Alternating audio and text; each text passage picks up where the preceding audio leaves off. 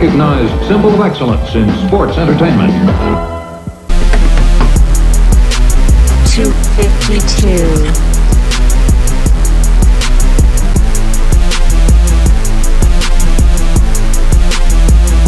Hi everyone, welcome to this week's episode of Retronerds 252. This is Frank G here along with Ralphie D. And Coolwater Kurt. Well, you know, Mean Gene, they used to tell us to take our vitamins and say our prayers, but this episode is going to be absolute pandemonium. Yes, our topic for today is the World Wrestling Federation, which had no E when we were into it, at least the first time. But before we head over there, let's check in with 252 news and reviews.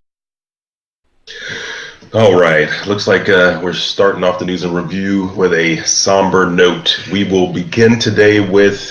Game over, man. Game over. Bill Paxton, dead at 61 due to complications from surgery. I gotta say, man, you can't call Bill Paxton a character actor. He's actor extraordinaire.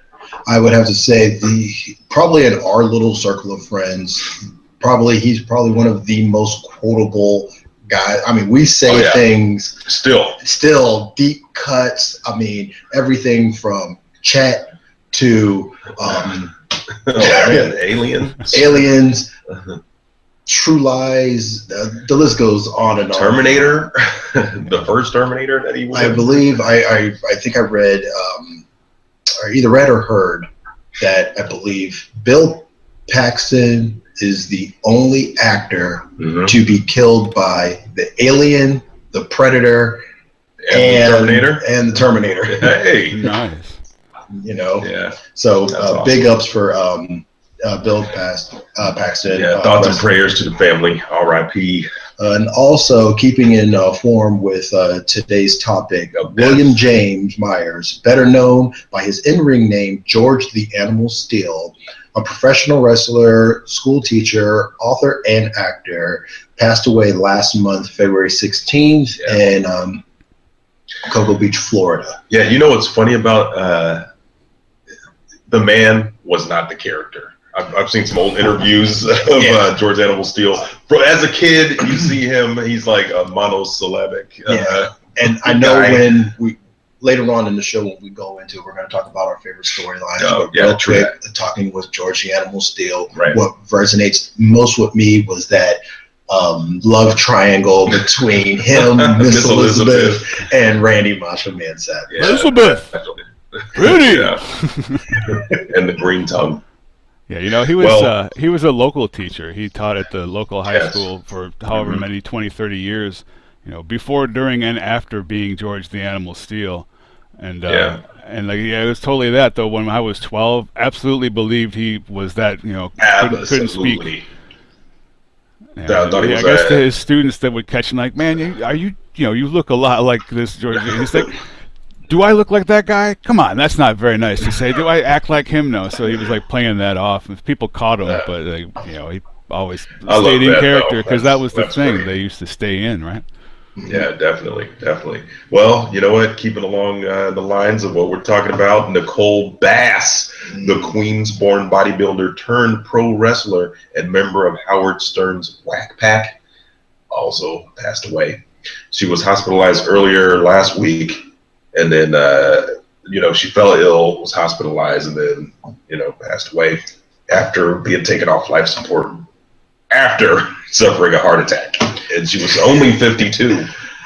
Yeah, there was Harp, I know you had brought this up. This is a while back, that there was just a string of wrestlers between 42 and 52 that were passing away. Yeah. And it was all heart attacks and stuff like that. I believe we are educated enough to know now it was all the things that they were injected into their bodies, basically blew their hearts up. But Nicole Bass, not to wax poetic too much, again, there was that little niche when she was actually in the WWE when they brought her as that opposition to China. Right. And I remember in an interview at one time, Nicole Bass said that, in fact, China stole her look. Her gimmick. She had the leather and all this stuff, and then China had all the stuff. And then when she came to the WWE, she had to switch to like the jeans and stuff. Right. And she was the tough thing, and she said the whole time she really didn't have any kind words to say about China. Ooh. And it was weird too because they had brought her in because she was supposed to be a MRN because this was after China had passed away. Right. So they thought she was going to say a bunch of nice things about her, and she did not. Which was true Nicole Bass form. Yeah. And finally, BSG fans had to say farewell to the original Apollo. Yeah. Richard Hatch passed away, star and champion of Battlestar Galactica, all the way through the reimagined series, so much that they even wrote in a character for him in the reimagined series. That's how you know you got respect. And during the let's say the dark times of Battlestar Galactica, where cons wasn't as, they're not what they are today, and all those little shows and stuff that would pop up, he would always be there with his wares, trying to push, keep the BSG alive. Keep it alive. So, and I do remember, I want to say, what's that guy's name? Ron something. The Glass. Guy, no, Silver Glass. The guy who brought back Battlestar Galactica, and when the first time they rolled it out in the pilot, or I believe this is even before the pilot, and it was like Starbuck was a woman, fans got fucking, they blew up, and Richard Hatch was the person to say, calm down. It's just the show, nerds. Let's give it a chance. Let's see what they're going to do. Yeah. And then 4 or 5 seasons later, Battlestar Galactica was like the best thing on television. Huge. And, well, holy woes, but this is coming from Batman. The will he, won't he game has come to an end finally. It looks like Matt Reeves will have final say on the DCEU's Dark Knight, and this possibly includes a page 1 rewrite. So, hey, say bye-bye to the Affleck John script, and it's about time to put a fork in that thing. Well, a couple of things I want to say about this. First, I mean, we were so excited when we got, Ben Affleck, he's going to produce, he's going to write, he's going to start. It feels like, we were very excited about it. Then it's like, he's out. And they was like, we got Matt Reeves. That's the guy that did fucking the Apes movie. Yeah, he's good. Yeah. No, he's out too. Yeah, and then it was like, he's in. They were like, he's in. But he was like, he's not in, he's out. And he's like, no. It's like, hey, I ain't signed nothing. So now you're going to go with this whole thing, but we still had this script that we were going to look at. And now you're saying, I mean, at this point, I mean, Ben Affleck is still attached, but is it even going to be like another Dark Knight movie? Is it going to be maybe with his final say? They may say this is going to be a passing of the torch, and it may roll into the Nightwing or something like that. They should just scrap all the Batman stuff and just go straight to Nightwing. How about this? When it comes to the DCEU, I'm still giving Wonder Woman a shot. Yeah, definitely. But for the rest of this, and I'm saying this, Justice League 2? You're not gonna... Man, I'm saying this, and this is even after the Academy Award nominated and winner Suicide Squad. Even with that on their resume, man, I'm not going to trust anything else coming out of them. I will not report anything else about the DCEU. All right. And this just in, there's a moratorium on DCEU Batman. But as far as the DC on TV, I want to give a big shout out, completely unrelated, but last week's, because I'm not cut up this week, but last week's episode of Supergirl quoted Bruce Wayne from Batman '89. It was a cool little Easter egg. I dug it a lot, and because she was going up against, spoiler alert, she was going up against Mr. Mitzelblick. My name is Mr. Mixer-Spitlick. Yeah. And she was like, you want to get nuts? Okay, let's get nuts. And I was like, hey, there you go. It's the same universe. Yeah. Little shouts out. Well, is it, or did she just see that movie? They made this stupid movie about Batman that had like Prince music in it and stuff. And the guy from Mr. Mom, which was awesome. That's exactly. Well, I will have to say, I believe it was in their big crossover event that Supergirl was talking about. Her cousin has to deal with this guy, all in dark or all in black. She kind of referenced Batman and her cousin is like, They also referenced Superman the movie, so they tied all that stuff together. Yeah, they did. Nice. Well, this is going to be a quick one. I want to do a mini review of John Wick 2. That right? Oh, John Wick. Okay. Electric Boogaloo. It's awesome. Go see it. A lot of bullets, a lot of bodies, a lot of not a lot of boobies, but still good. So good. Yeah. Highly recommended. Highly recommended. The one thing I want to say about John Wick, the first John Wick. Yeah.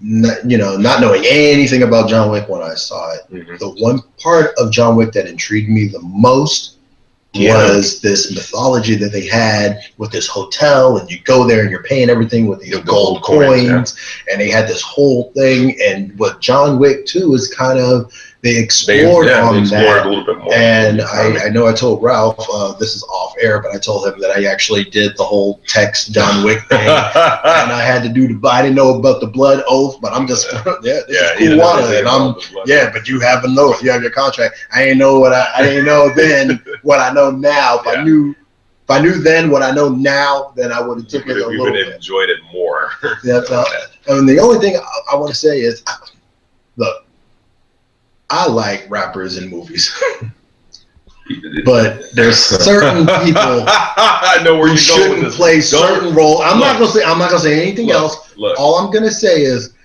come on, Common. Common's gonna get love for this one because I liked the role he played. It was similar to other roles that he played, but I liked this one. Yeah. Well, it was better than him in the Academy Award winning Suicide Squad. Yeah, much better. He was much better. A lot less face piercings. And finally, under recommendations, we're going to go ahead and Netflix and chill this week with 2000's X-Men. Never heard of it. Launching a multi-film franchise is perhaps at the time one of the best superhero comic book adaptations. McKellen and Stewart are perfectly cast, and the world was introduced to Hugh Jackman, Hugh Jackman, who ends his 17-year run as Wolverine in this week's Logan. So as we are book in the series, as we are filming this now, I don't know. I think I might go to midnight. I think I'm going to midnight. I think I might. Well, it depends if my daughter is home and you watch the kids. But definitely tomorrow. And you're right. It books in. So if you get a chance, go ahead. Does it hold up? No. But go ahead and watch Hugh Jackman play Wolverine for the first time. Go out, watch Logan. Finish it all up. You can completely miss X-Men Origins Wolverine, and it's awesome. All right. But that concludes this week's edition of 252 News and Review. Did you see the Wolverine, like that was supposed to be based on the 4-issue thing? Was that any good? I liked it. It was okay. The first 2 acts were very good. You lose it in the 3rd act because of the way they introduced Silver Samurai with the CGI was. Oh no! It was God, dude. It was like I'm getting tired of these huge blockbuster movies, and they always kind of have to end the same way. And it's just like, come on. I mean, you had this great fucking Ronin samurai story. Yeah. And they even did the classic scene with him getting the fucking arrows from the back. Fucking. Yeah, from all the ninjas from in the town. But I'll tell you what.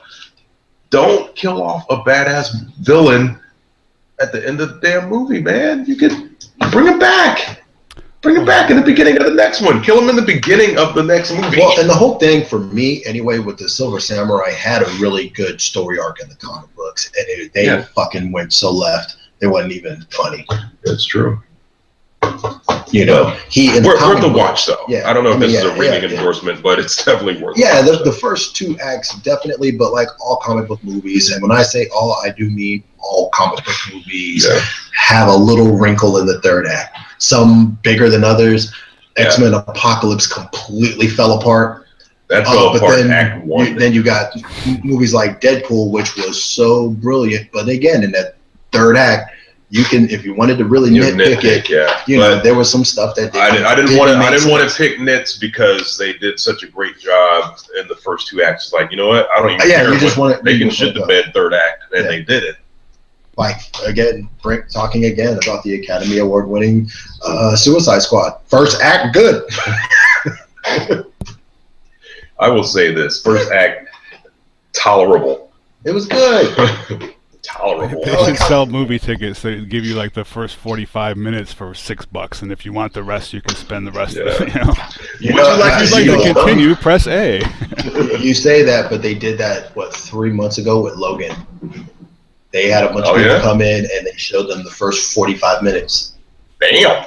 Like 45. I don't know. Continuous 45. I don't want to spoil it. Did they have the option to see all of it? No, they only had 45. That was probably all that was cut together.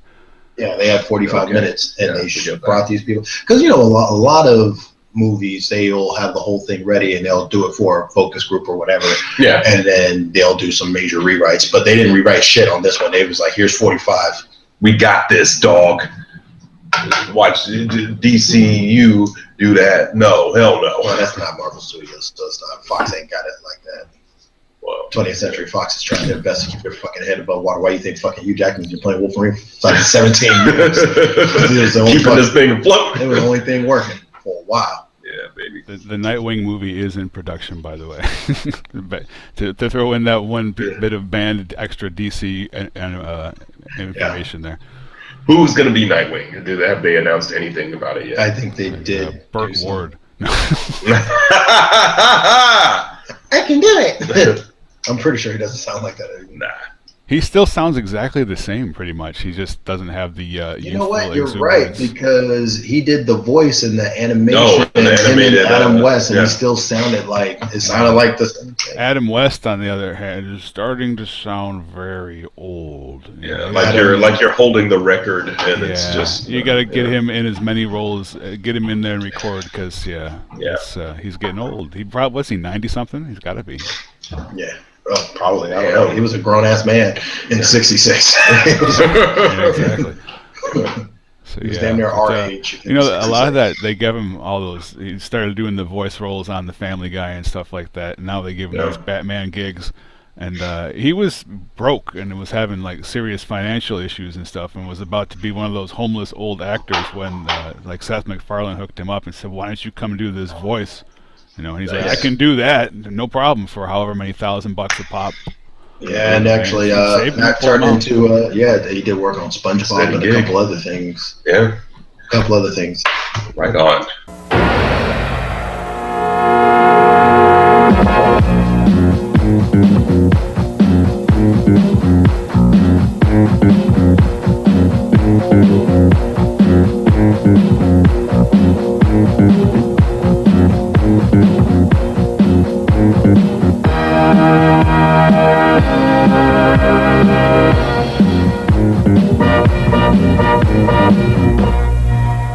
Hello, everyone. Welcome to the World Wrestling Federation Superstars of Wrestling. This is Vince McMahon at ringside.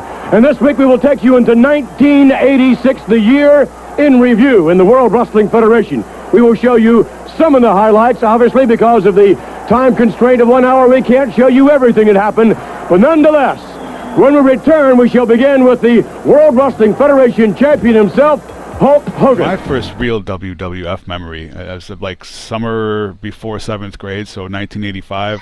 My friend was into that stuff, and I was over there watching. This is kind of stupid. I don't know what we're watching, but whatever.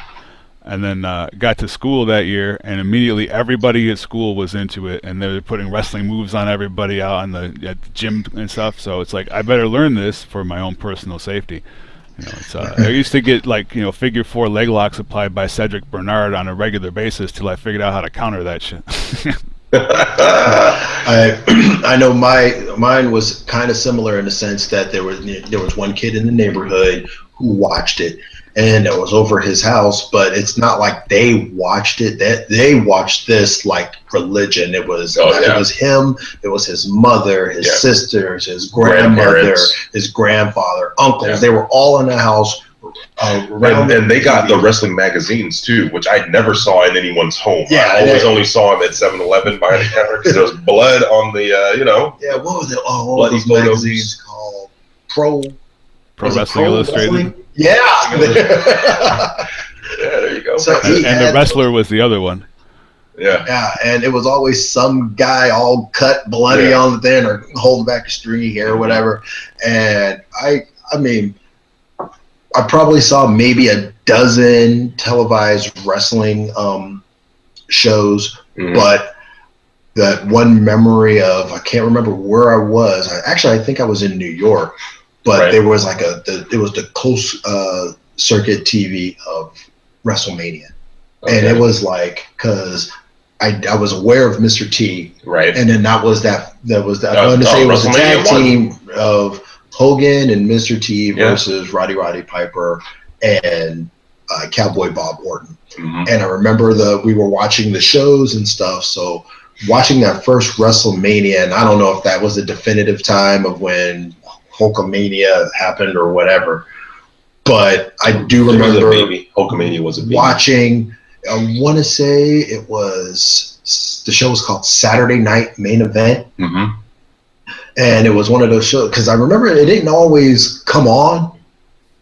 So, like, sometimes you'd watch Saturday Night Live, and then after it would be like, I'm waiting for it, but it wouldn't come on. And then sometimes it would, or something like that. It was something weird with it. It was instead of Saturday Night Live, because the popularity had gone up right then. It was partly because of Hogan and Mr. T, but the real thing there was Cyndi Lauper. They had it on MTV. There was the rock and wrestling connection going on. So that crossover made them the MTV stars. They had that, an MTV 2-hour special on the WWF with some live matches and stuff. And I think that's what drew in the kids, the new kids. And I mean, it definitely worked. And I know for a time, we were really into it. All the kids in the neighborhood, we all had our wrestling names. We had our wrestling moves. Because that always comes. We were jumping off of utility boxes because that was our top rope, and you would jump and you do. We did everything that they tell you kids don't do this at home. Oh yeah, we did it. If you're in the bedroom, your bed is the top rope. If you're outside, it was either someone's car hood or it was whatever you could, utility box, whatever you could make into a makeshift ring. It was a ring. We had tag team partners. We did the whole thing. I would usually let someone know if I was coming down with an elbow, though.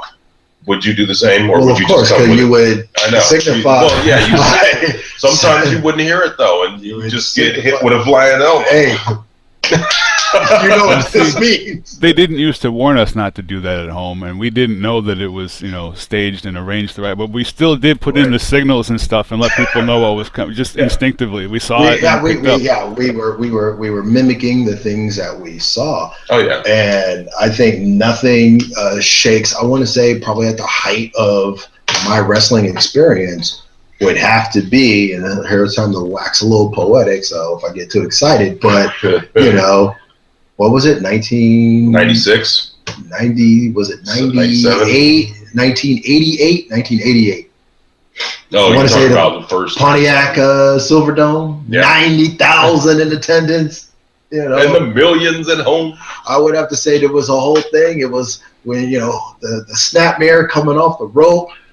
Andre the Giant tries to hit Hogan with the big boot. He misses. Yeah. He comes in, pull with the block tackle. Mm-hmm. First time ever in his career, Andre the Giant is knocked down onto the mat. Hogan starts juicing up. He starts feeling the fans, and he goes and scoop slams Andre the Giant, officially passing the torch.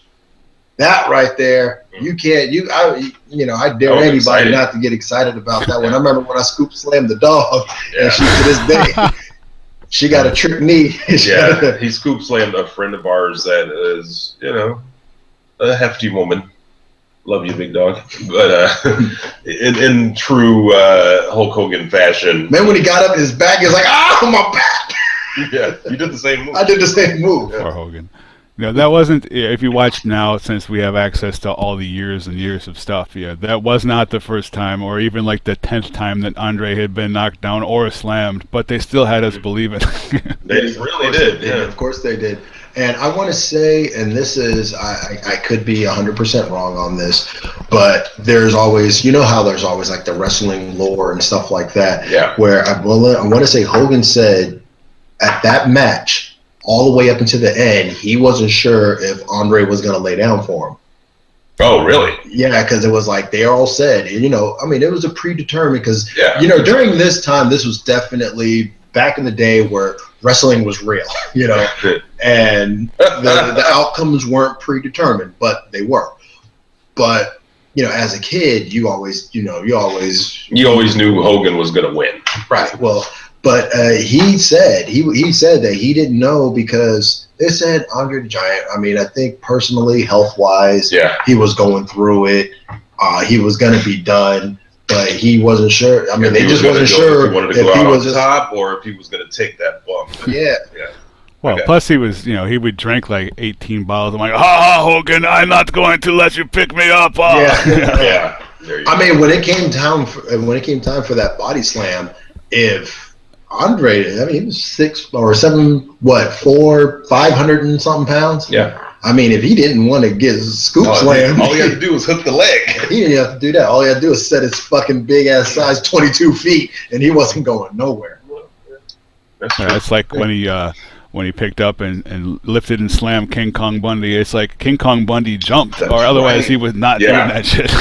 Yeah, he did the classic jump move. Jump and then take their hand and put it on your thigh to support. Yeah. I mean, now we can see all that, but back then we didn't catch that. Like I showed some stuff to my kid. They had a slow motion scene, like it was like Sheamus or something, and he goes, whoosh, and he whiffs about like this far from the guy's face in slow motion, and the guy's like, oh! I said, see that? He was going down before the punch even came. Oh, well, that's still like, they still believe it when they're 10 and 11 years old. I tell you. Good. Don't ruin the magic. 252.